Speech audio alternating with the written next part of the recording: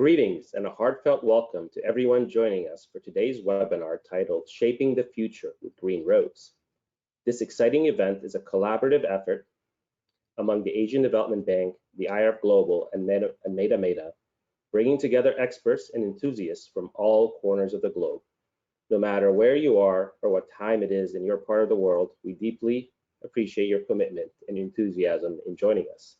I'm Majid Alabiad, serving as the Executive Vice President at IRF Global. It's my honor to facilitate today's session. As we gear up for an engaging exploration of today's topic, I'd like to remind everyone that your microphones will remain muted throughout the session. Nevertheless, we're eager for your participation. Please feel free to share your questions and insights by typing them into the questions section in the control panel on the right side of your screen. During the Q&A segment, I'll be selecting and presenting these questions to our distinguished speakers, ensuring a robust and informative discussion. Please note that this webinar is being recorded and all registrants will receive a copy of the presentations and a full video recording of the session. With the logistics out of the way, let's dive into the heart of our webinar. Today's theme, Shaping the Future with Green Roads, marks a pivotal step in developing a Green Roads Toolkit. This innovative resource will support the Asian Development Bank in enhancing future road investment strategies, focusing not just on connectivity, safety, and affordability, but also on sustainable and holistic road development. We are now thrilled to present our first speaker, Ben Goldfarb, the acclaimed author of Crossings: How Road Ecology is Shaping the Future of Our Planet. So if you give me just 1 second here, I'm going to give the floor to Ben.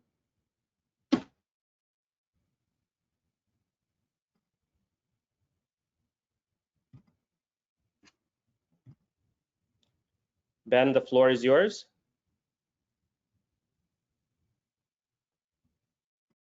All right, wonderful. Thank you so much for inviting me to speak about my most recent book, Crossings: How Road Ecology is Shaping the Future of Our Planet, which I hope has some important insights and lessons for us this afternoon or evening or morning or whatever time you're all in. So let's see, are those slides advancing? There we go. So, you know, this book and so much of our conversation today is about the idea of road ecology, right? This field of science that examines how roads shape nature. And of course, roads are so transformative in large part because there are just so many of them, right? Here in the US, where I live, we have about 4 million miles of road. Around the world, there are something like 40 million miles, so 70 million kilometers or so. And we're in what the ecologist William Lawrence has called an infrastructure tsunami, this explosion of new road building that's going to shape the planet and shape biodiversity around the world. Something like 15 million miles more of paved roads alone, certainly tens, if not hundreds of millions of miles and kilometers of unpaved roads will be built by the middle of this century. So we've got lots of roads on this planet and many more coming. And, you know, I think in part because roads are so ubiquitous, we don't think about them very much. You know, when we do, we think about them as sort of fundamentally symbols of human mobility and freedom and connection, right? They're how we get to schools and hospitals. They're how farmers get crops to market and so on. So roads are incredibly useful artifacts for human mobility and economic activity. But of course, they're also ecological disasters in so many ways. They spread non-native species, they fragment ecosystems, they induce chemical transformations in waterways, and the most direct and obvious manifestation of roads' harms to nature is wildlife vehicle collisions and again this kind of fragmentation of habitat, and that's mostly what I'll be speaking about today. But again, that really is the tip of the iceberg when it comes to how roads affect nature. So here in the U.S., more than 1 million animals are killed by cars every day. That's vertebrate animals, right? To say nothing of insects, and certainly around the world, many tens of millions of wild animals are killed every day. Again, in the U.S., there are more than 20 endangered species whose primary source of mortality is vehicle collisions. So this is truly a major contributor to biodiversity loss and the 6th mass extinction that we're in. Obviously, vehicle collisions are also huge sources of mortality for Asiatic cheetahs, maned wolves in Brazil, all kinds of different creatures around the world that are, again, existentially threatened by vehicle strikes. And as Richard Foreman, the Harvard landscape ecologist who kind of coined the term road ecology, has pointed out, roadkill is truly the leading direct human cause of vertebrate mortality on land, right? So there's literally nothing that we do on this planet that kills more animals directly than drive cars. And obviously the reason that that vehicle collisions are so problematic for wildlife is that they subvert evolution, right? You think about the defense mechanisms of many common animals like turtles, which withdraw into their shells in the face of danger. Obviously, that's a really useful evolutionary strategy if your predator is a wolf or a hawk.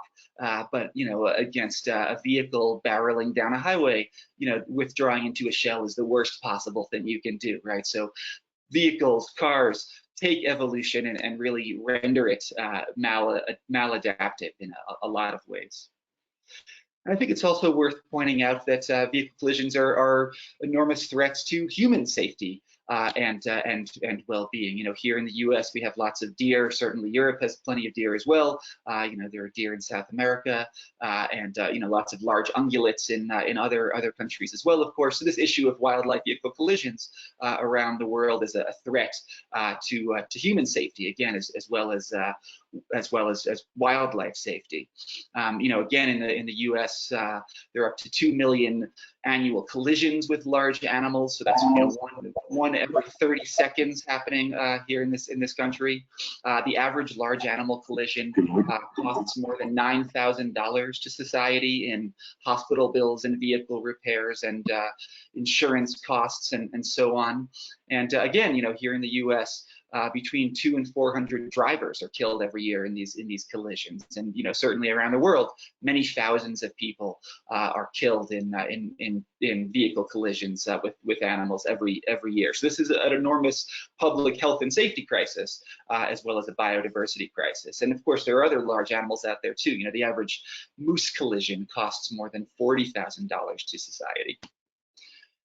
The other significant problem that vehicles create, of course, are their barriers to movement, right? These kind of constant streams of traffic along our highways make it very difficult for animals to move around landscapes. And here's just one quick illustration of that. Here's a herd of mule deer trying to cross a relatively lightly trafficked highway in a rural part of the United States. And as you can see, it's very difficult for that animal to make it across the road, and it's a very dangerous event as well. Road ecologists have observed that roads with more than 10,000 vehicles per day are absolute barriers to most wildlife, and certainly that's most major highways are complete movement barriers. And in some ways, that's worse than roadkill itself, right? A herd of antelope or deer or any other species, they can probably survive a few vehicle collisions. That's not going to wipe them out. What they can't survive is losing access to all of that habitat, right? And here's, one illustration of that point. This is a herd of mule deer that lives in Wyoming here in the United States. And you can see that, this white line across the screen is a major interstate highway. And, these purple dots are basically satellite collar points for these animals. And you can see that no animals make it south of that highway, and in many winters they'll actually starve en masse as a result because they can't reach their low elevation winter habitat. So again, these animals can, these populations in some cases can handle a few incidents of vehicle collisions. What they can't handle is losing access to all of that habitat, due to the road and this moving fence of traffic preventing them from reaching that habitat. Here's just another illustration of this point. This is the satellite collar locations of a single male grizzly bear. And you can just see that this bear basically spends 2 years trying to cross another interstate highway. Every red X on the screen is a place where the bear approached the highway and was unable to cross. So you can see that, again, a road might only be 50 meters wide from shoulder to shoulder, and yet it's denying animals access to enormous swaths of habitat. And of course, it's doing the same thing for tigers in Nepal and elephants in Kenya, and name a species around the world. Roads are a significant force of ecological fragmentation and habitat loss. And that habitat loss and fragmentation has immense impacts. These are satellite collar locations of mountain lions in California, which are basically never able to cross major freeways, and as a result, they're unable to mate with unrelated animals. They've become chronically inbred. They're stuck breeding with their own relatives, and they've entered what scientists know as an extinction vortex, kind of this long-term doom spiral. So what do we do about this kind of linked problem of wildlife vehicle collisions and habitat fragmentation? Really the best tool in our toolbox are wildlife crossings, right? Overpasses, underpasses, tunnels, structures that allow animals to safely cross roads without incurring collisions and permit them to maintain their mobility. And wildlife crossings are sort of originally a European innovation. They began in the 1950s in countries like France, Germany, Switzerland. The Netherlands is, probably the world's leader in wildlife crossing construction and has the, the densest wildlife crossing network on the planet. They sort of became really famous in Canada, in Banff National Park, probably the most famous wildlife crossings in the world. Here in the United States, we began building them in the 1970s, mostly for mule deer, these big herds of migratory deer that cross roads in predictable places every year, and thus make it relatively easy to know where to build wildlife crossings. Fences are kind of an integral piece of the puzzle, right? Because you need fences along the road to guide animals to the crossings and make sure they're crossing in the right places. Typically those fences are punctuated by jump outs, which are basically, these one-way escape ramps that allow animals to leave the highway in case they somehow get through the fence and are trapped in the road corridor. So together, these wildlife crossings, the fences, the jump outs, really make highways safer. And I think an important point to remember is that, look, these crossings they sometimes come with seemingly high price tags. Here in the U.S., a wildlife overpass is typically around $5 to $10 million, which certainly isn't nothing. But I think it's important to remember that by preventing all of these dangerous, expensive wildlife vehicle collisions, they very frequently pay for themselves by, again, making roads safer. And so, there are lots of great examples of situations where, transportation departments installed wildlife crossings and found the crossings had essentially recouped their own construction costs in a matter of 5 to 10 years or so. So these are good conservation policy and also good social, economic, and fiscal policy.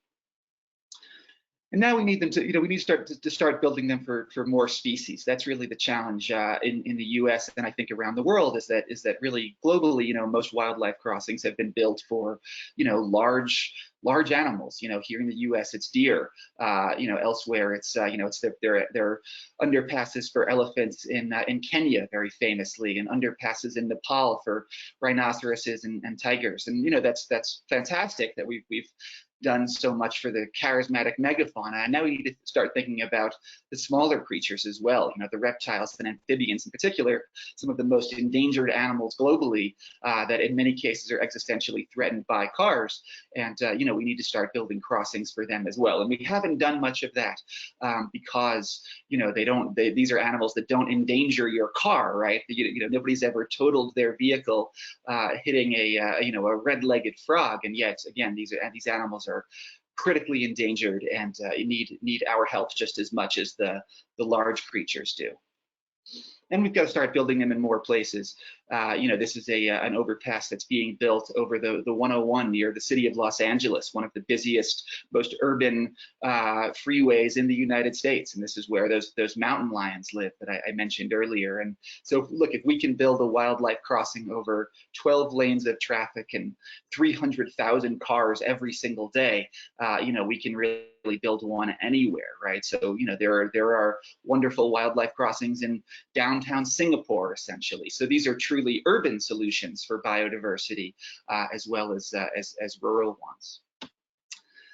And I'll just sort of conclude by adding that we're building many more wildlife crossings, both here in the U.S., where there's a big federal pot of $350 million for new wildlife crossings, and around the world. Lots of international lending institutions like the World Bank and the Asian Development Bank are increasingly using investment to build these structures around the planet. So there's more opportunity and more funding for these structures. For biodiversity than there's ever been. And truly the task before us is to remake our infrastructure to save biodiversity. We're obviously in the middle of a global mass extinction crisis, and for so many species, from tigers to Asian elephants to gorillas, the primary threat to their survival is new infrastructure, and therefore it's sort of imperative that we build new infrastructure in ways that are sensitive to wildlife, and when possible retrofit existing infrastructure for wildlife. This is a wildlife underpass for ocelots here in the United States, and ocelots are probably the most endangered mammal that we have. And cars are the #1 source of mortality for this species, and that there are species that will literally not survive, at least in the United States, without accommodations along our roadways. So I'll just conclude by mentioning that if you're interested in learning more about this topic in particular, I do have a new book out about it. It's gotten some really lovely reviews, and with that, I'll conclude and say thank you so much for joining us today, and I'm really looking forward to learning from the other speakers. So thank you very much. Thank you, Ben. That was certainly a very informative presentation, and it definitely brings an item that us as all being in the transportation sector need to manage and address, and that was amazing. And I do recommend that everybody get a copy of Ben's book and look at how roads are affecting our ecology. So now we move on then to our next presenter, and our next presenter is Frank van Steenbergen. He'll speak to us, and he'll delve into the Green Roads Toolkit and the transformative role it will have for green road initiatives. So Frank, the floor is yours. So just give us a few seconds here to make you the presenter.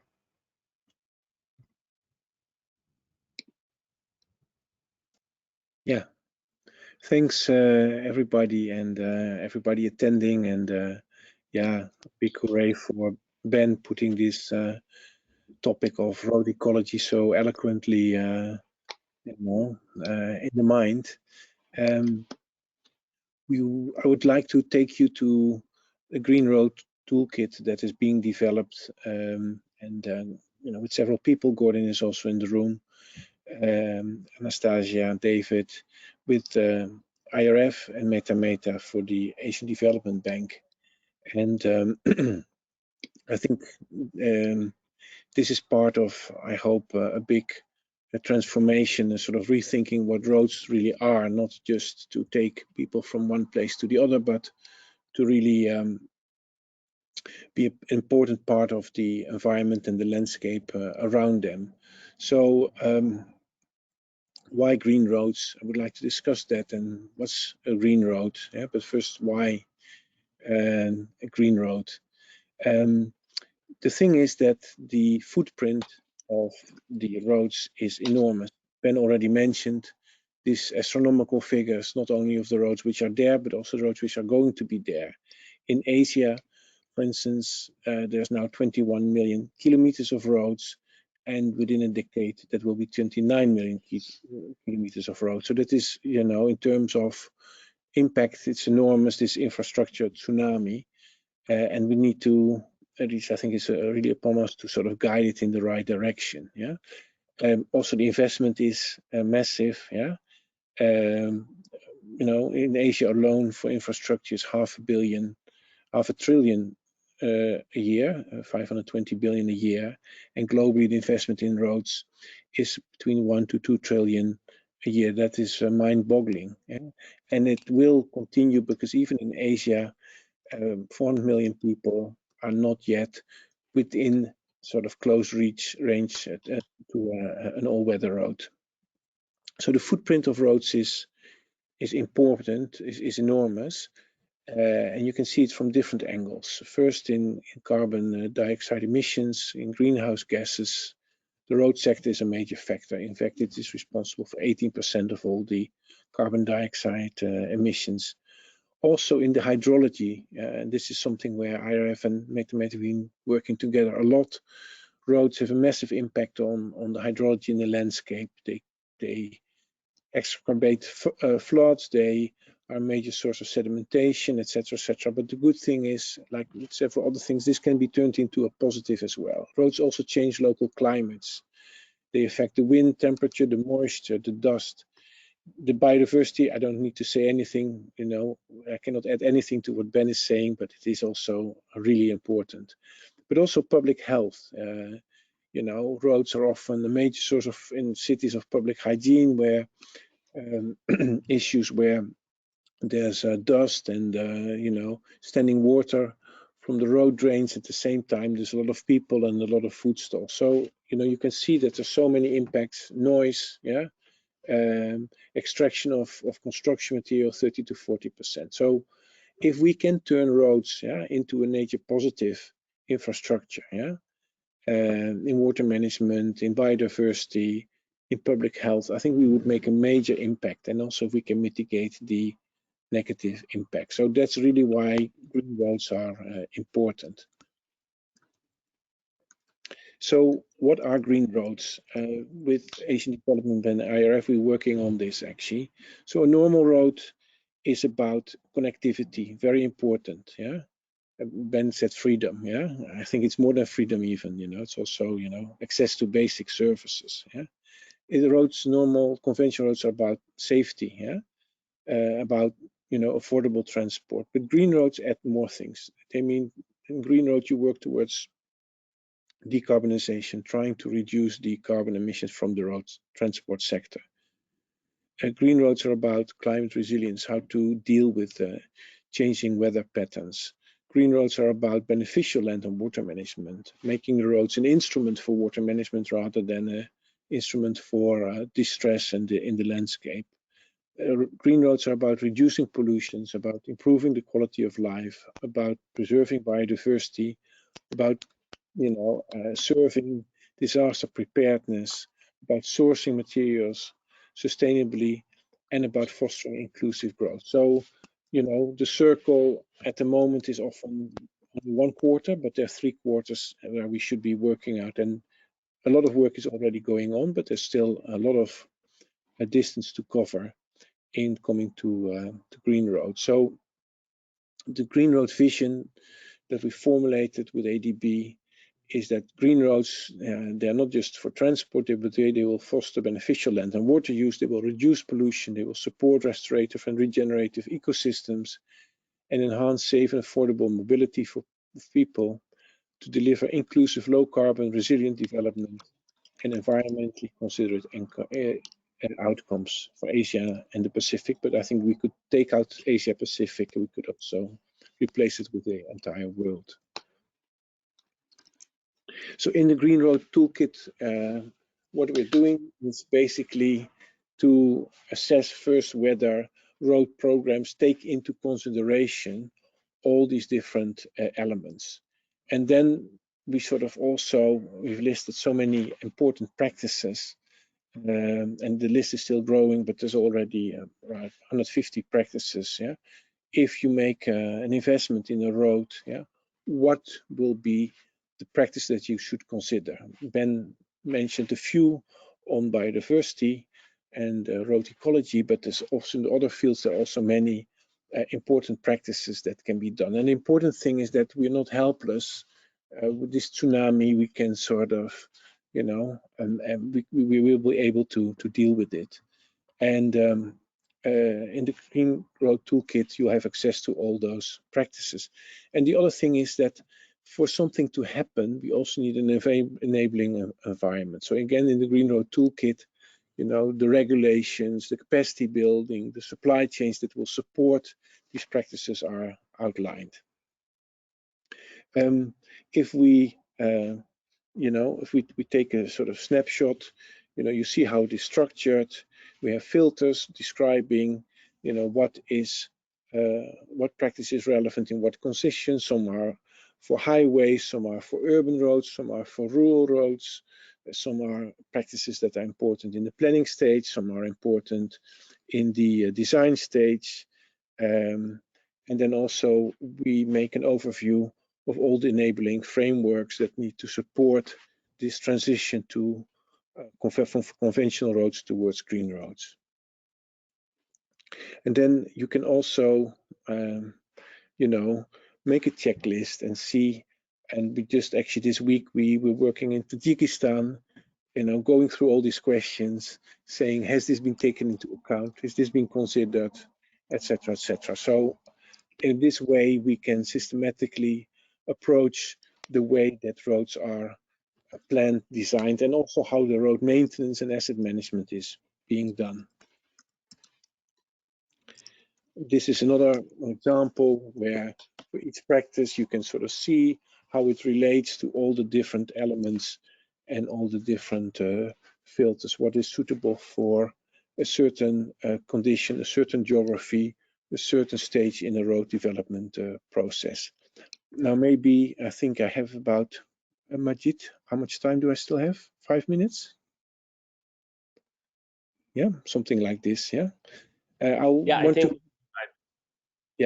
quickly want to dive into the toolkit and do a bit of a sneak preview, basically to sort of get a feeling of what is possible. If we talk about decarbonization, reducing the greenhouse gas emissions from roads,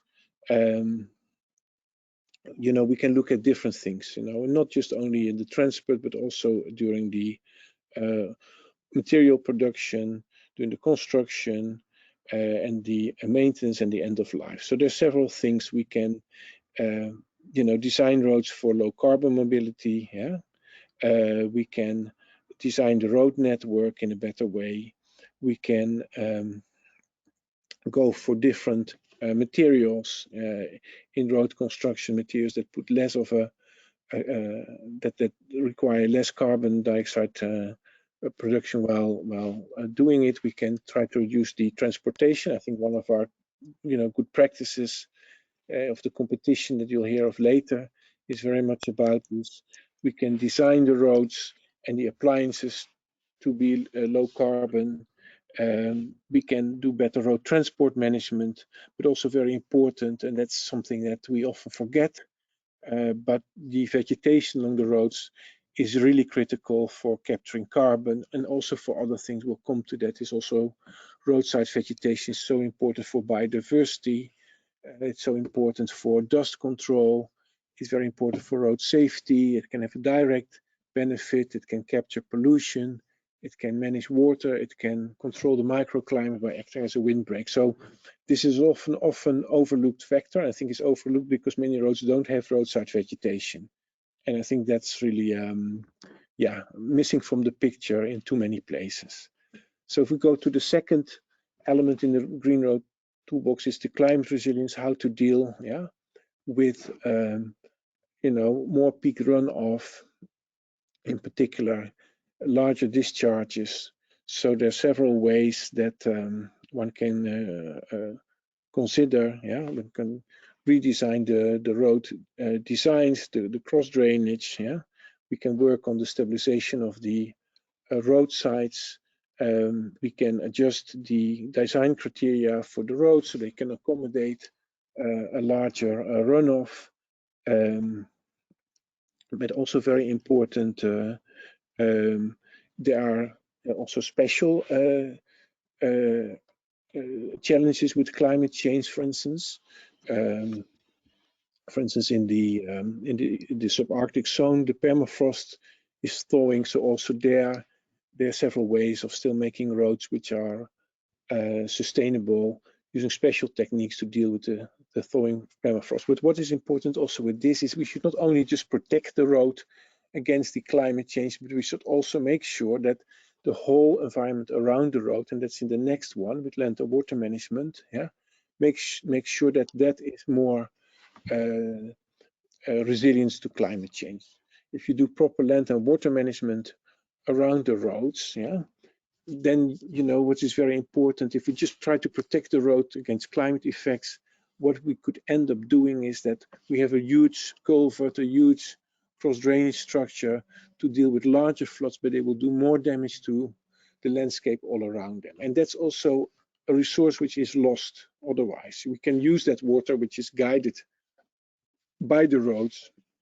We can use it as a resource for recharge, for direct irrigation, for improvement of the roadside vegetation. So there are many techniques that can be considered. Every area has its own sort of special, unique opportunities. We now work in Nepal, where there's a big danger of road development, damaging all the small springs, which are the lifeline of people in the mountain regions.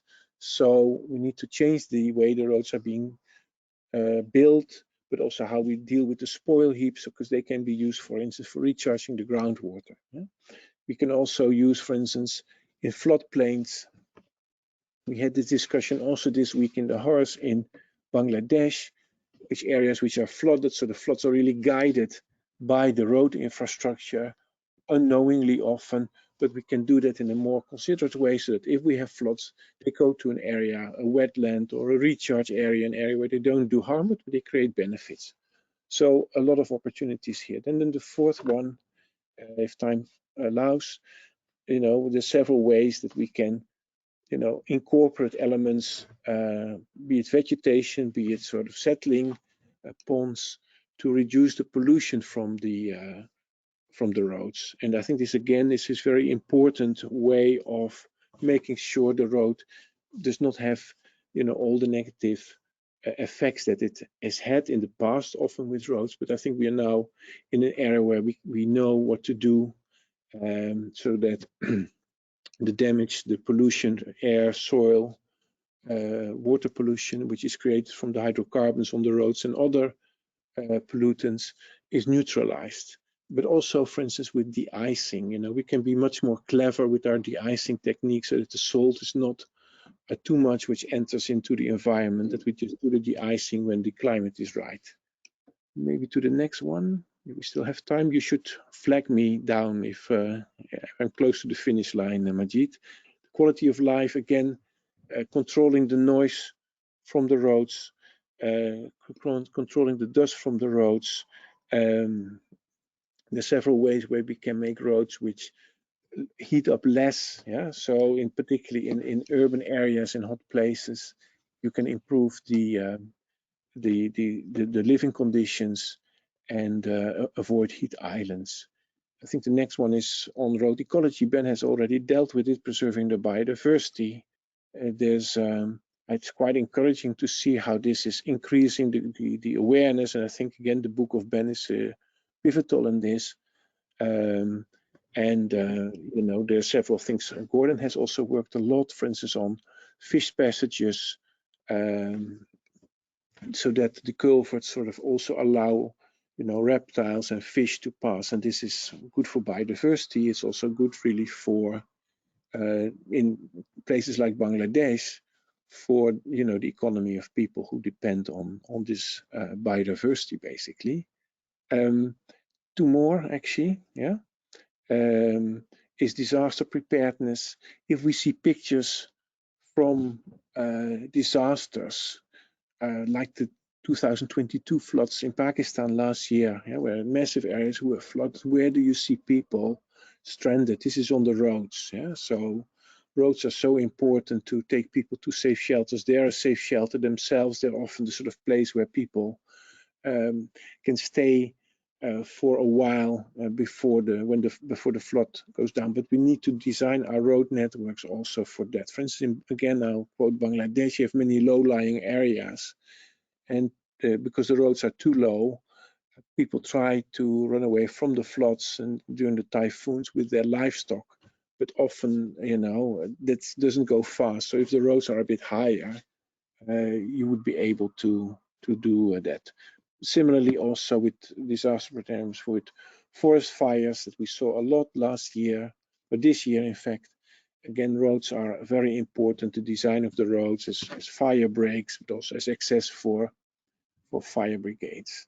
The eighth one is very important, and this for us was an eye-opener when we started to work on this toolkit. The enormous impact, 30 to 40% of all the construction material is used for road construction. This is enormous. So there's a lot of scope here to do things better, to have the design of the road better, so less material is used in a more smarter way, to reuse material. Talking about discussion in Tajikistan, to reuse, for instance, the tarmac of the old road in the construction of the new road, and also the sourcing and the repurposing of material, and the reuse of extraction sites as well. Often the quarries or the borrow pits are very important assets. For instance, a lot of borrow pits, if you go to South Sudan, the water supply in many areas is actually all from the borrow pits of the roads. The last one is taking it a bit bigger. It's on fostering inclusive roads. Roads are so important. There's such a, the investment is so large. If we can use it really to stimulate our economies by local sourcing, by creating employment locally, building up capacity, also giving people space to use the roadsides for their economic activity, be it street vendors in very poor cities or, people doing roadside business elsewhere in a proper way. I think, again, roads will be an enormous boost for the economy. So I think here I end, and I think we have a huge agenda on our hand, yeah, and we really invite you to be part of the toolkit. And if you haven't sort of registered, you can do it here and through the website Roads for Water to be part of this Green Roads community of practice, because I also believe that in the end there's a lot we can learn from each other. And this is also, I think, was very much the next point on the agenda, the competition which was there for good practices, which again yielded amazing creative solutions on this agenda. Thank you very much. Well, thank you, Frank. And I know us at IRF, we're very proud to be part of the toolkit effort, and we really do believe it can be transformative for agencies, governments, and development banks to use this toolkit while developing and building and maintaining roads. So yeah, we really appreciate the efforts there, and obviously really are pleased that the ADB is behind us and supporting this endeavor. So we look forward to concluding this toolkit, and at some point here in the near future, sharing the finalized toolkit with the broader road and transportation community. So again, thank you, Frank, and thank you everybody who is working on developing this toolkit. So next up, as part of the Green Roads Toolkit project, we had an open call for best practices for green roads, and today we celebrate 3 of the winners from for 3 different projects. So the first winner here we'll recognize is Michael Maluki from Kenya, where he will discuss inclusive growth with Green Roads. So Michael, the floor is yours, and I will just give you control of the screen shortly.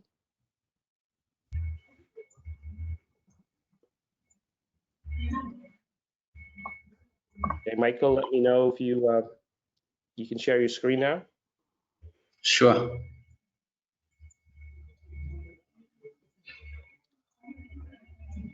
Can you see it? Yes, we can see it.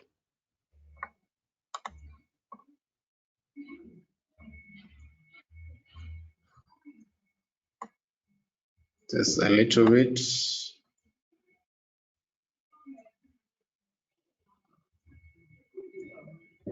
Okay, can you see it? Yeah, yes, we can. Good. Thank you so much. Good morning, good afternoon, good evening, wherever you are, all of you. Thank you for this opportunity. And I'm honored to be one of the winners of the Green Roads best practices. And I will be sharing about inclusive growth with Green Roads in Makueni County, where I come from, and I work as a roads engineer with the county government of Makueni, which is one of the 47 counties in Kenya. And so I will start by talking about inclusive roads with green growth in Makueni County. And now, as Frank was talking about regular roads and green roads, what is the situation when we talk of regular roads in Makueni County? And so Makueni County is an ASAL region in Kenya, where about 80% of the land is ASAL. And so we experience prolonged drought. We have road damages due to flooding. We have land degradation. We have floods. We have low, poor agricultural productivity. We have dust on our roads during the dry season. We have waterlogging during the rain season. And of course, the high cost of road maintenance because of all the above mentioned situation or issues. So what are we doing to make our roads green in Makueni County as a best practice of inclusive greening our roads? And so the best practices we are doing in Makueni County, we are doing cut-off stroke meter drains, which is road runoff from feeder roads is collected and diverted into farms through trenches and ditches. We are also doing the roadside gully rehabilitation using nature-based solutions. And also we are doing road runoff harvesting to farm ponds along the county road so that water is being used at a later date for farming and domestic use. And therefore, what is the objectives of the Green Roads for Water program when you're talking of inclusive growth in our county in particular? So when we are talking of this green road, we are talking of creating beneficial water and large management, where Frank has really explained it very well. Improved livelihoods for the local communities, that is fostering inclusive growth. Most of the local communities are using this runoff harvested to do farming, so their livelihoods are improved drastically. We are also talking of climate resilient infrastructural development. When we are constructing our roads, we are making sure our roads are resilient to the issues of climate change. And there's also an aspect of reduced roads maintenance costs. When our roads are green with all those structures I've mentioned above, you will find that maintenance of our roads is drastically reduced.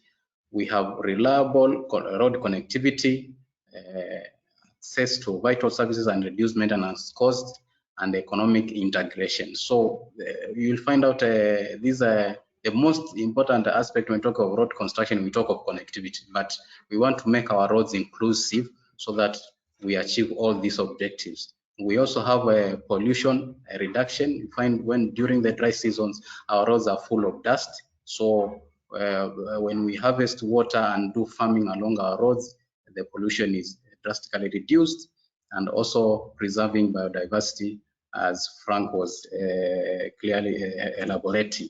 And so the Green Roads practice model or alignment and enabling factors, what is being done in Makueni County to achieve all these objectives are just clearly defined. So we have one manual excavation of cutoff and meter drains and gully rehabilitation to achieve climate resilient road infrastructure and improved community livelihoods. This is financed by the county government and allows utilization of the scarce water. So that is one enabling factor for our green roads. We also have a policy in all contracted projects that the contractors are instructed to engage the local communities around the specific projects to manually implement the Green Roads for Water concept at a fee, boosting the local economy. So when we are doing our roads through contractors, we make sure there's a policy where we are doing the Green Roads for Water structures. We are also conducting training for the local communities, especially farmers and persons living around the local roads, and county staff for capacity building and sustainability. The trained local communities act as TOTs and become the link between the community and the county government. So when we train these community leaders or farmers, they make it easier for us as a county government to reach the bigger community, to just explain to them the Green Roads for Water concept. We also have local communities and end users' needs are central in road planning, designing, and implementation. This ensures a more collaboration among the larger and diverse groups and local organizations carrying out locally led adaptation measures on climate change. So we include the local communities in planning, a concept which is very diverse in Makueni County about the public participation. So they are all included in all the stages of our project implementation, including the Green Roads for Water model.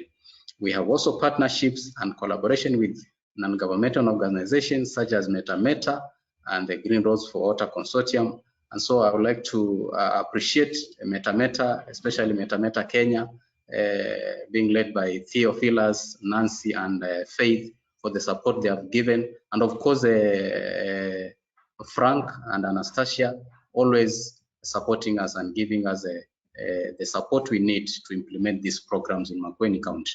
So we also have county interdepartmental collaborations, coordination, and integration of county programs. So we are different departments in our county. So when we need support from other departments, we collaborate to achieve this Green Roads practice in our roads. And so it is through these efforts we have been doing in our county, where we have been recognized and acknowledged by different partners.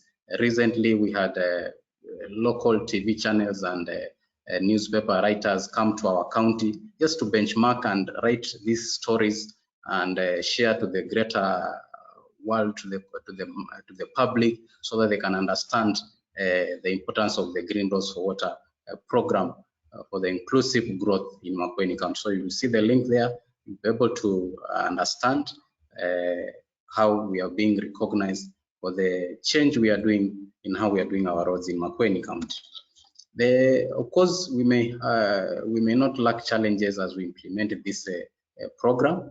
And so one of the basic challenge we are encountering in Makueni County, a lack of goodwill for collaboration by the different stakeholders in the county and national government and NGOs.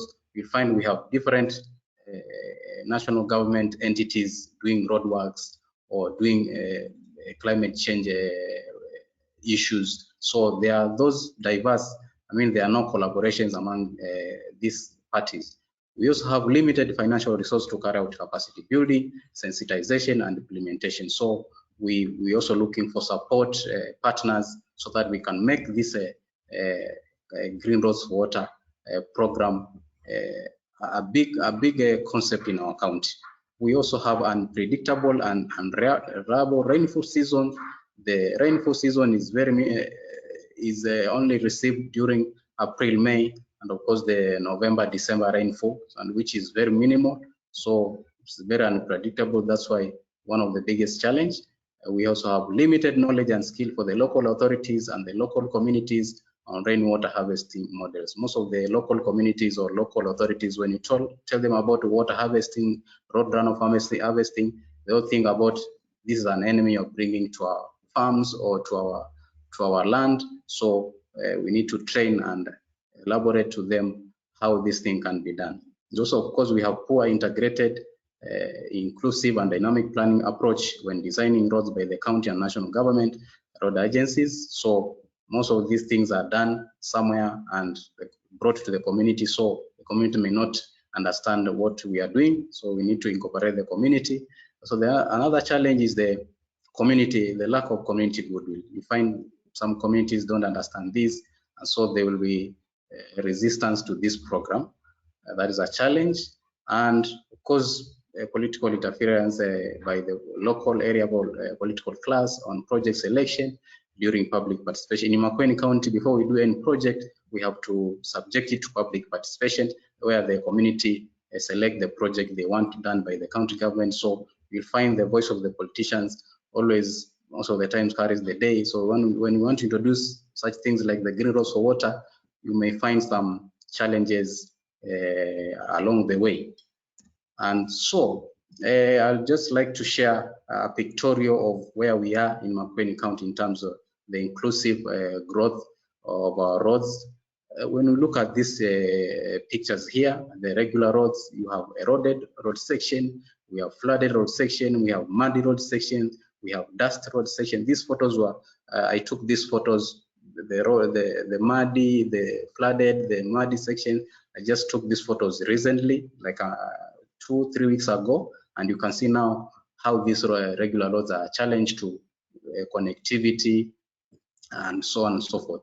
And so when we understand this regular road, now we go now to talking about the green roads. So this is being practiced in Makueni County. So you see a road with cut-off drains and nature-based gully rehabilitation. You can see also roads with cut-off drains for erosion mitigation.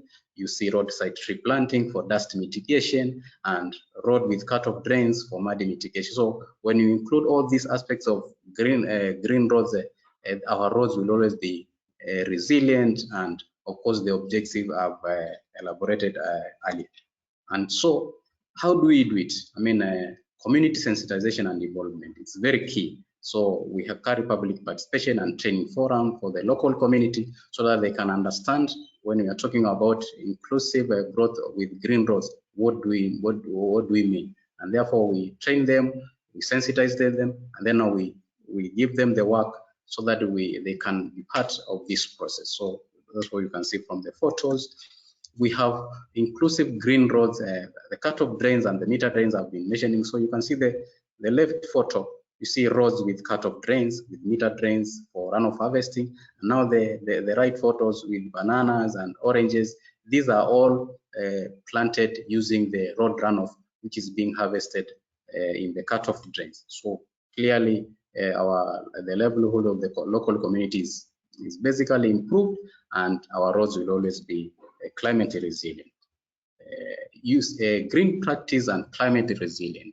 So you see the photos taken clearly from Makueni County. These were photos taken in 2021, and you can see climate resilient community using road runoff. So it's like a whole village with several roads, all with cut-off drains, and you can see there's a farm pond there which has harvested road runoff, and it's being distributed to different farms. When you see the second photo, infrastructural development, resilient infrastructural development, you see the two roads with cut-off drains. I mean, they are free from erosion, from gullies, and so our roads will always be climate resilient. So we have gully rehabilitation, nature-based solution. So the first photo you can see, that was a road initially with a very deep gully, and now we constructed the gabions. We introduced some culverts, and because now on the sides of the culvert there were these gullies you can see on the right, so we use the nature-based system to plant napier grass and plantain on that gully, and now it is well captured and very clear that gullies can be rehabilitated using the nature-based system. Road run of irrigation and farming, as I said, water is collected. Not to interrupt you, but I think maybe 1 more minute so we can give a chance for the other winners to also. Thank you. Let me finish up. Road run of irrigation and farming. You can see what is harvested in farm ponds and is used for irrigation. And we also carry out community feedback field sessions to assess how the farmers are doing with the Green Roads for Water program. And local led adaptation, the community model. Why are we successful in this program in Makueni County? We engage the community, and locally led adaptation is grounded in local, on the ground voices and approaches where the existing power dynamics and hierarchies are addressed head on, and development is led by the demand from the grassroots communities and organizations. And therefore, I say thank you so much, and thank you so much IRF, MetaMeta, ADB, for giving me this opportunity. Thank you. Thank you, Michael. Fantastic presentation, and congratulations to you and your team and MetaMeta for such a great example of green roads for water and community engagement. So again, congratulations to you and your team. So now we move to our next winner, and our next winner is from Ascendi, Pedro Moreira, and he'll talk to us about exploring animal vehicle collision hotspots. And Pedro, I will give you the controls right now, so you should be able to share your screen. And please, if you can, make sure to stay within the 10-minute time frame. Okay. First of all, I'd like to thank this opportunity, and I'd like to point out that I'm only representing a larger team that goes from our patrol person to our administration. Only with the engagement of all these players, we are being able to develop actions in pro of biodiversity conservation and promotion. Are you seeing my presentation? Are you able to see my presentation? Okay. Yeah, we're seeing it. Okay, so first let me make a small summary.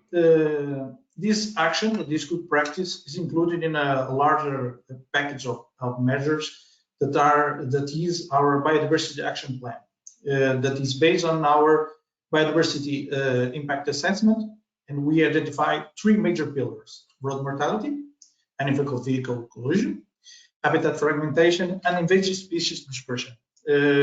Road mortality, as said before, is the leading cause of wildlife mortality.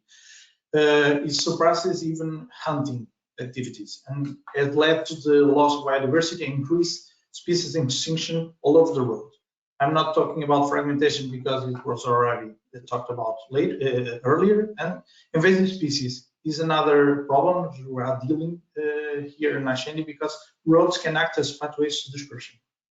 So to the action that brought us here, I can divide it in three parts. Information gathering system. It's important to know what we have. Data analysis. We have to treat our data recollected on the field by our patrol persons. And finally, biodiversity conservation with mitigation measures, offset actions, and even conservation actions supplementary. Due to the information gathering, what we can say, we have a package of continuous training of our patrol persons. We regularly give lectures, training them what the job at hand. The tools for the job are a mobile app that allows for geolocation and an identification guide that we produce that allows for our patrol persons to easily identify the animals on the field. All of this leads to data collection on the field. Our patrol persons see an animal, identify, collect the data, the species, the habitat type, and the geolocation point. Then they remove the carcass, which is a mitigation measure itself, because it reduces the attractiveness of the road to necrophagus species. And then the point is uploaded to our Ascendi server. The data is centralized in our database, which is our Ascendi C. Here we can in real time access the EVC record. We can select the animal, the type, the concession. We can select the base map, which allows us to have an overlook about the points and the areas, the dispersion of our mortality in our road. Then we basically study the hotspots. We here use the KDA plus method that was proposed by Bill and colleagues. This method use a kernel statistics that allow us for pinpoint the clusters of mortality. This is the sections of the road where animals are dying more than they should. This allows us for pinpoint the sections of road where we want to act. The plus in this method basically ranks the hotspots, so we know how to prioritize our actions, our efforts, in order to maximize our results. With this, we have been developed several actions in Ascendi, like store translocation. We identify a segment of the road that was a hotspot of mortality for storks. So we translocate the nests to a safe place where they are nesting regularly. Second, for instance, light deflectors for owls. This was a measure developed initially for deer-like species, but recent studies show that it can work great in owls. So we identify a spot in our network that we're having a lot of owls species dying for collision. So we installed them, and then we are now trying to analyze the results from this pilot study. Another action was an awareness campaign. With our study, we identified that near our rest stops, we have 5 times the number of animals killed in comparing with the rest of the road. So we are believing that this has something to do with abandonment and with the garbage that we can find in our rest stops. We are acting on the garbage, and we develop an awareness campaign. We are saying, don't abandon the animals, try to keep them, adopt responsibly. And another action was a reinforced fencing for deer and wild boar with escape ramps. We identify an area where we were having a lot of animals killed, ungulates especially. So we created a higher fencing that allows to conduct the animals to the crossings nearby. Finally, I made a small presentation. I like to point out that these actions is, like I said before, one of many, and results from Ascendi effort in the sustainability. Environment, social, and governance factors are at the center of our strategy. And the GRESB score showed that we are having a good performance in biodiversity. We are trying to act upon several, if not all, the impacts of our road on biodiversity, like crossing, fragmentation, invasive species, even the small animals. We are directing the mortality study to small animals like frogs, salamanders, small snakes, trying to pinpoint AVC hotspots of mortality, so we can direct specific actions to the smaller animals, like to the biggest animals. And with this, I finalize my presentation. Thank you once again for the opportunity to be able to speak about this good practice that we are performing here. Well, thank you, Pedro, and congratulations to you and to Ascendi. I know Ascendi is an IRF member as well, and one of the leaders there in the road operators and concession industry when it comes to ESG and biodiversity and climate adaptation. So again, congratulations to you and the whole team at Ascendi. So now we move our third winner, and our third winner is from the Asian Development Bank. It's Pawan Karki, and he'll share insights with us on sustainable and climate resilient infrastructure in Uzbekistan using digital twin technology. So Pawan, the floor is yours. I will hand you the controls in a few seconds here. Let me know if you are able to share your screen.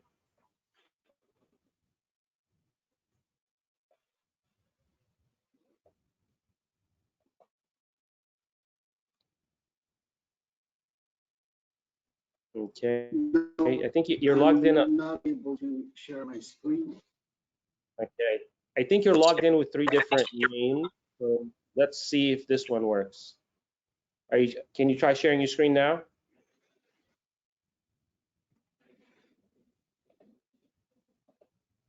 You see my screen? No. Okay, let me try this third one right here. Give me a second.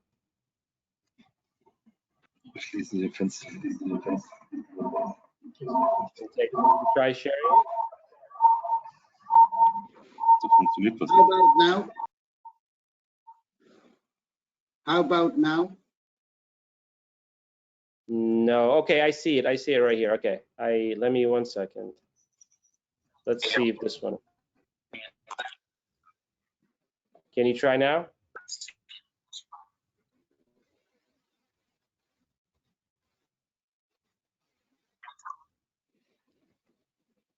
So I think what we need to do, okay, yes, we can see it now. You see my screen? Yes. Okay, Perfect. can I start? Yes, you can. Please go ahead. Yeah. Okay. Good evening to all of you from Manila. I'm very pleased to present our case in Uzbekistan. I'm just taking this opportunity to thank MetaMeta IRF to organize this workshop, and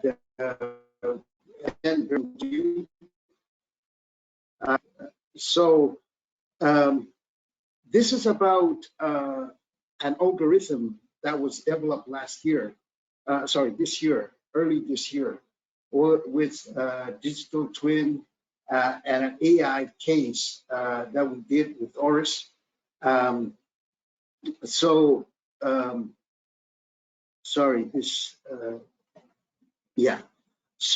just to tell you where, for those who might be far away from Central Asia, I work for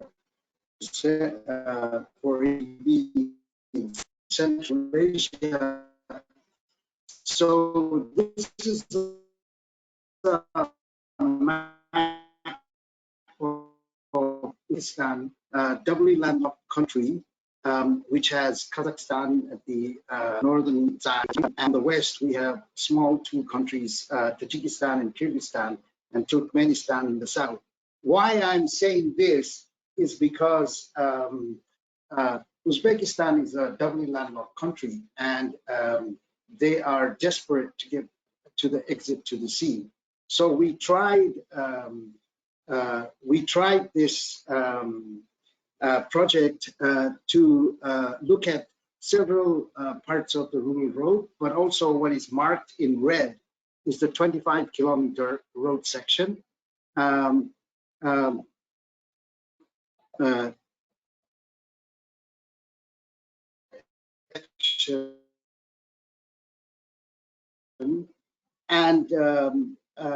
what we have here, sorry, I have a Brendan's here, just a second.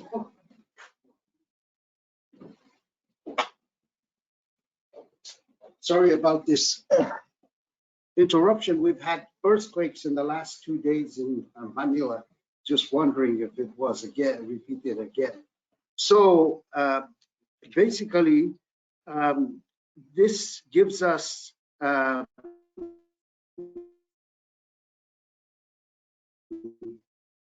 pilot project had 10% cost and 70 carbon optimization, and this gave a more systematic, and there was a very strong buy-in for the government of Uzbekistan. And at the same time, this project we could use this project to take it to the board, because every project needs to be approved by the board. And this was a very interesting study that we shared with the board members. So what it had is a road pavement design, and we saw that the cost saving was in order of $3.2 million. The CO2 was 6.79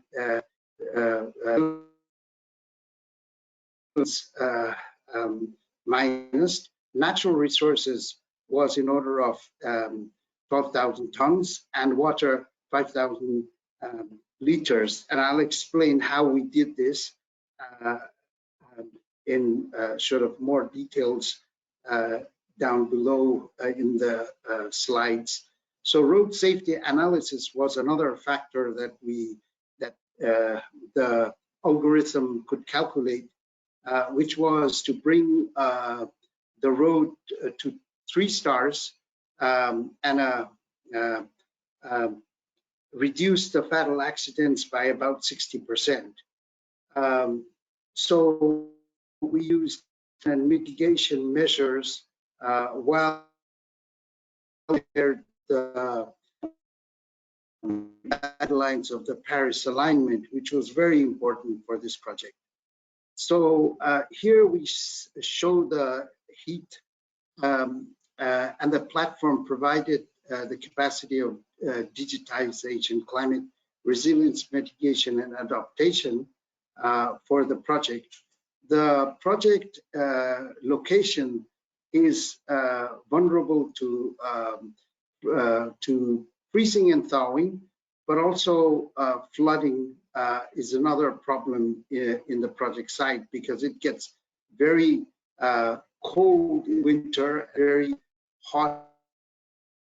Thawing was we had to face. Oops. Then with all this, we had a presentation for the ADB management, and the ADB management agreed that we would move from the 25 kilometers to the rural roads and plus another set of rural roads, which was 40 kilometers. So with that, we also did a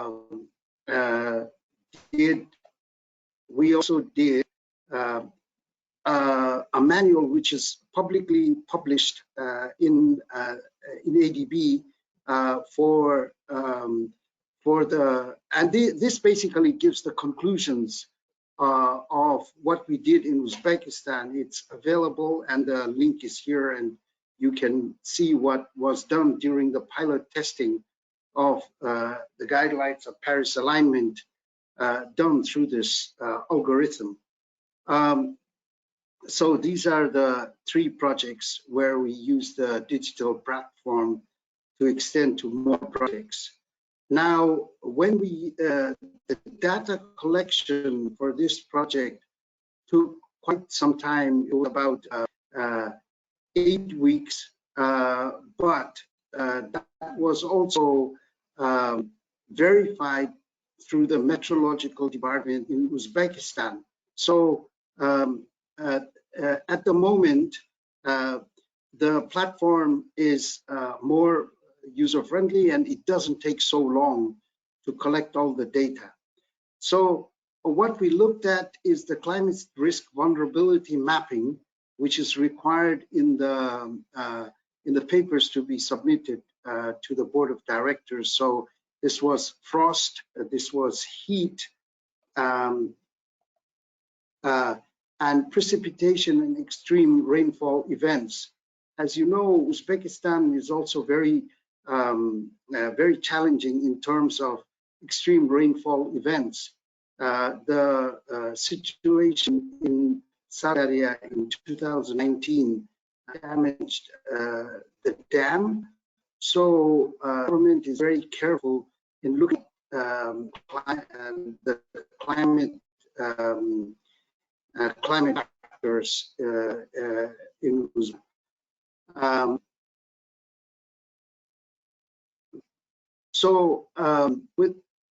With a high potential to support other transport projects are linked are the climate resilience, mitigation, optimization, and adaptation targets. And we have pipeline projects in Thailand, in Central Asia, South Asia, and Southeast Asia, which we are currently looking at and exploring the possibilities if we could use this platform for these projects. World Bank have their own software. but we are also trying to use this so that all the road projects have the same technique to evaluate the mitigation, climate change, and come up with a conclusion for the mitigation and action measures.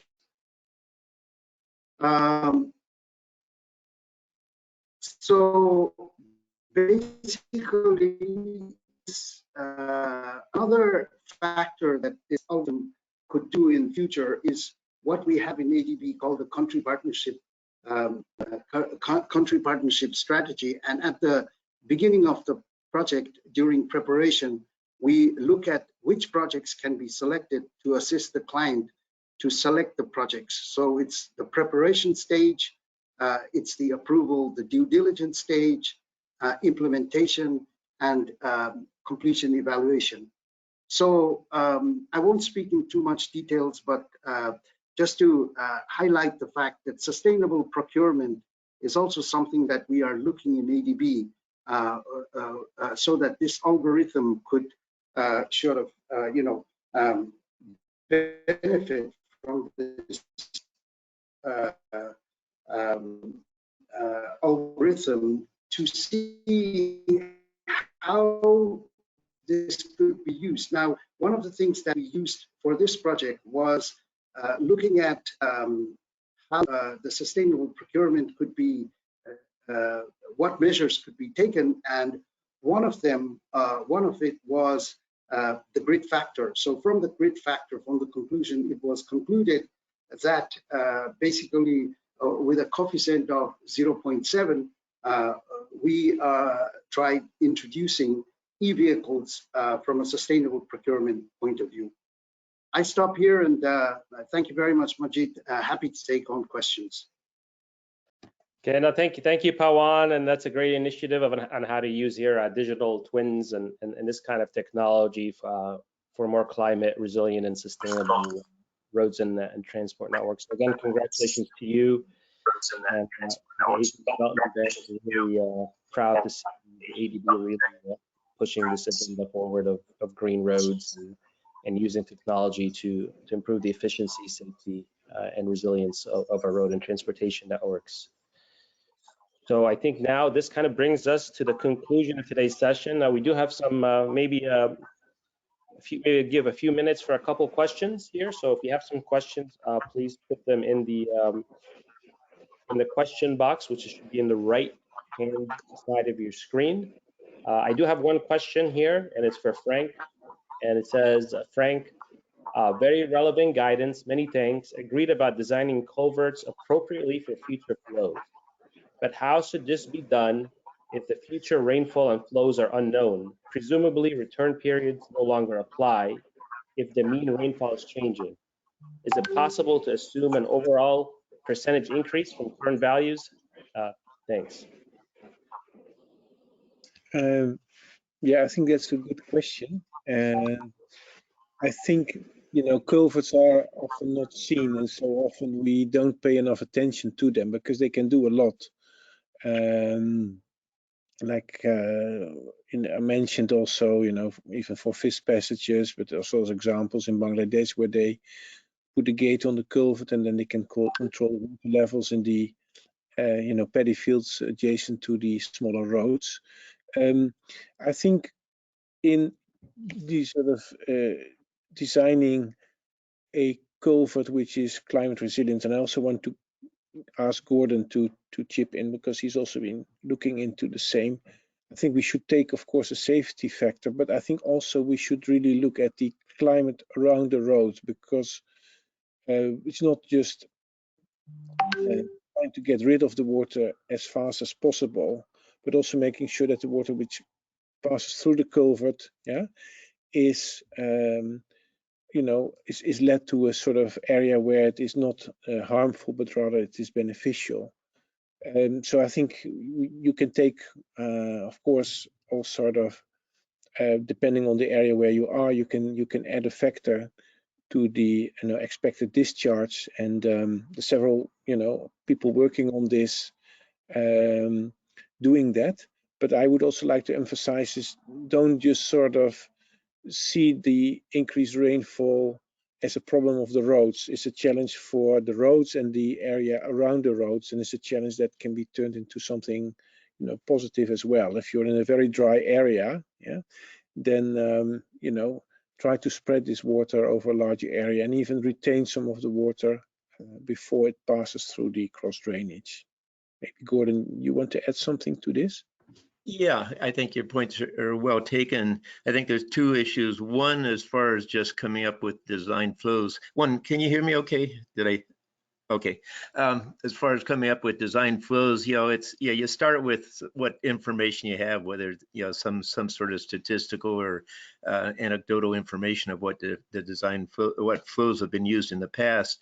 Methods I've seen used, people have arbitrarily increased design flows by, you know, 20–30%. Sometimes they'll go to a return interval of rather than 25 or 50 years, if you statistically have information, going to maybe 100 years. If you're using the rational method, perhaps increasing your rainfall intensity by 10 or 20%. In Canada, an interesting approach they've taken has been to what is kind of temperature scaling, where you're looking at the average projected temperatures of atmospheric temperature compared to historic temperatures, and using that as a factor to increase the rainfall intensity, because warmer air, warmer water expands and can hold more moisture. Another concept that is used a lot in the United States these days, and something I think is extremely useful, is this concept of stream simulation, which is not designing hydraulically just on a flow queue, but trying to replicate the actual dimensions of the channel and going out to like a bank full width. So you end up with bigger structures, but they can handle out to, say, 100-year design flow. So this stream simulation is kind of a geomorphic approach. So you're matching the channel or the structure to fit the channel, and so you're much lower risk of failure during storms. And that's it. And then really some really good performance examples of that, like in Hurricane Irene in Vermont, where these stream simulations, culverts survived, existing old culverts did not survive. So those are a couple ways to approach culverts.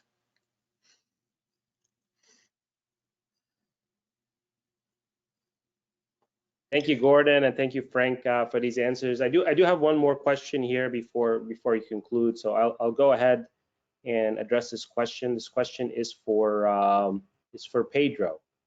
The question says, "Good presentation and thanks for sharing the GRESB rating. How are the ESG ratings working out for your operations and project, i.e., helpful or distractions, or do you see a need for road-specific rating system?" So Pedro, the floor is yours.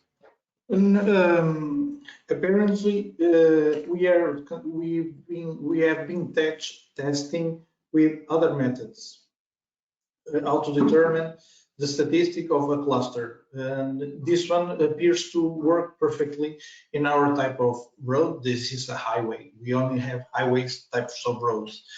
And although this type of study is more relevant in new roads, in older roads it's important also. But especially when you combine the information of AVC hotspot per se with other studies, we have been conducting several studies like crossing studies with remote trigger cameras. All of this combined can give us the information we need. I believe it works perfectly in all types of roads. You only have to adjust the bandwidth. For instance, we use 150 meters, but in a smaller road you can use 50 meters.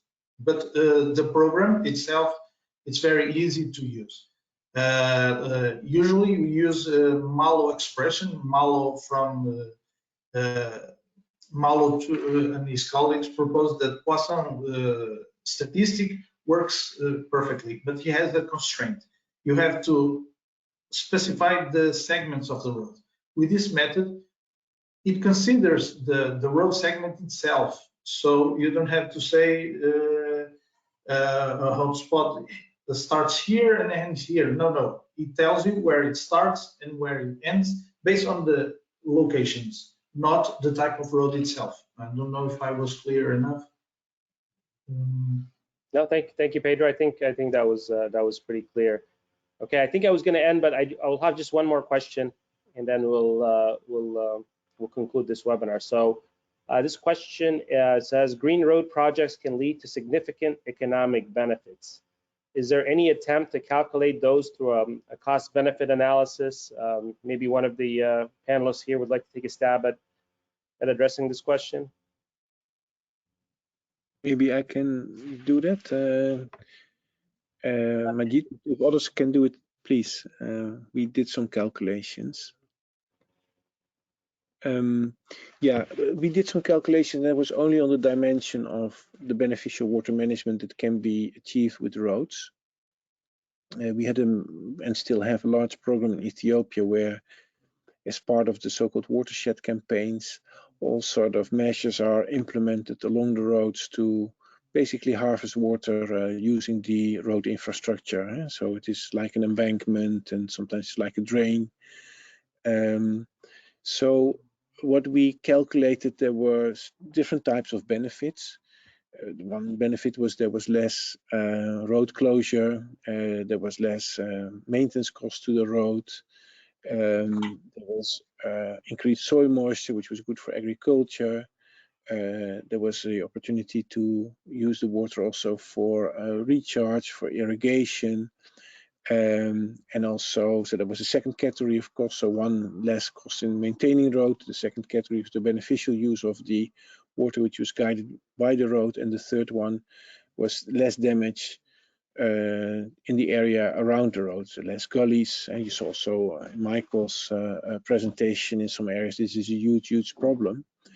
So what we calculated was basically that the investments on those additional measures in Ethiopia were earning themselves back with a factor 4 within 1 year. So that was really huge. And of course, these were all relatively small and clever measures. Yeah? Sometimes you do larger measures.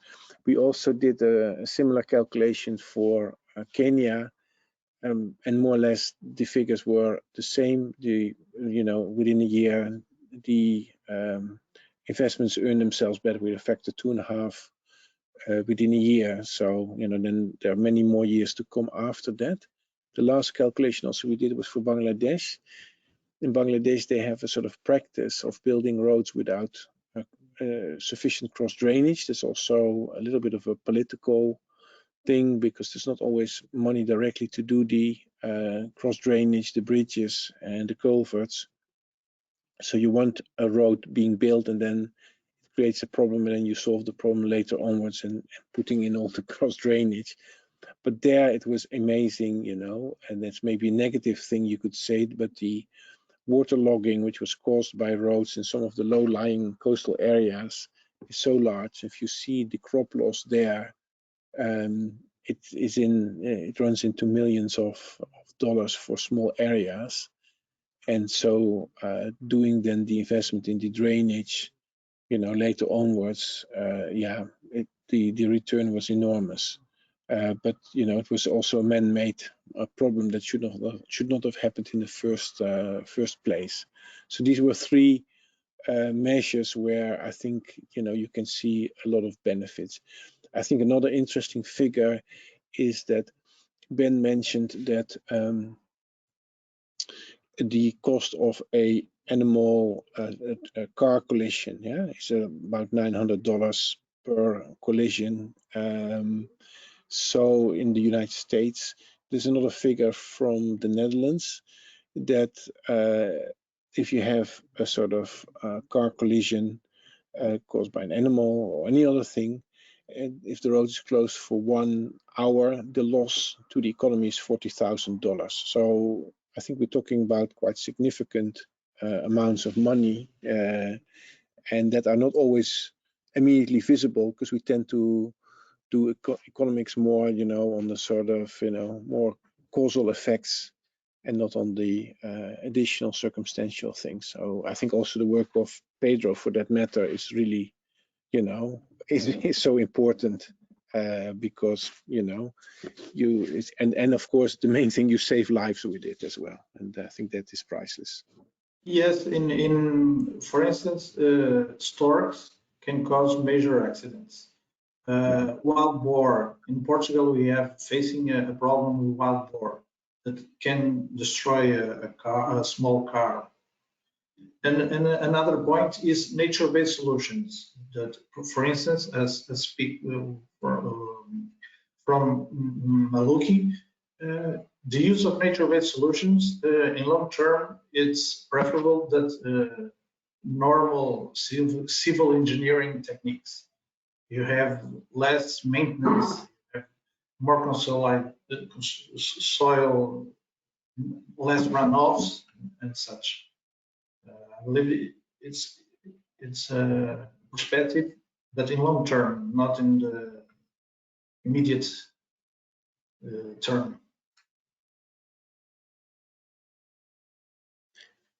Majid, can I make one last quick comment here? Yes, go ahead. Just talking about economics of both wildlife crossings, one of the most cost-effective types of structures is just minor retrofits of bridges. Bridges are usually existing structures, but they're probably one of the best wildlife crossing structures there, because wildlife tend to migrate along riparian zones, but the bridges are existing anyway. So with small investment, you can make them very suitable for wildlife crossings without getting into an expensive second structure. Of course, it depends on the terrain. You have to have the drainage crossings in the first place, but it's bridges and the drainage as they cross are just really important wildlife crossings. And for small mammals, reptiles, amphibians, box culverts work perfectly. Yeah. And sometimes you only have to adapt the box culvert with a dry ledge, and the mammals use it much more often that they would use small measures. Right. Either large box culverts or bridges actually are suitable pretty much for all species, the large and the small. Maybe on bridges, I can also add a little bit. I was in Bangladesh 2 weeks ago, and there, what happens in some of the tidal rivers, which have a heavy sediment load, because we're on the topic of bridges, because the bridges are made too narrow. And I've also seen that, by the way, Pedro, in some places in Portugal, then, the whole river morphology changes. And in a tidal river, this is highly dramatic because the whole sediment load of a river is picked up. If you make a bridge and the river becomes narrow, then you get a choke point, and then the sediment sort of is transported, you create another choke point, and before you know, the whole river is full of sediment. And the place I saw, because of bridge being too narrow, 1,500 hectares was out of production because it couldn't drain anymore to the river. And the bridge is much more likely to fail at some point. Yeah. Yes. Okay. Thank you everyone, and thank you, Gordon. So I think we extend our deepest gratitude here to our speakers and winners for their engaging and enlightening presentations. Also a big thank you to our participants, and thank you for joining today's webinar. You will soon receive an email with a PDF and video recording of the discussions, typically within 24 hours. So if you don't receive that email, please don't hesitate to contact us. The easy email for us is info@irf.global. Again, we're immensely thankful for your participation today, and we look forward to the next webinar we'll do, and hopefully with the release of the final toolkit, so everyone can enjoy the benefits of it. So thank you again, everyone. Thank you to MetaMeta again, to the Asian Development Bank, to Ascendi, and to everyone else who participated today. So thank you again, and have a great rest of your days. Thank you. Thank you, Majid. Thank you, everyone. Thank you. Thank you.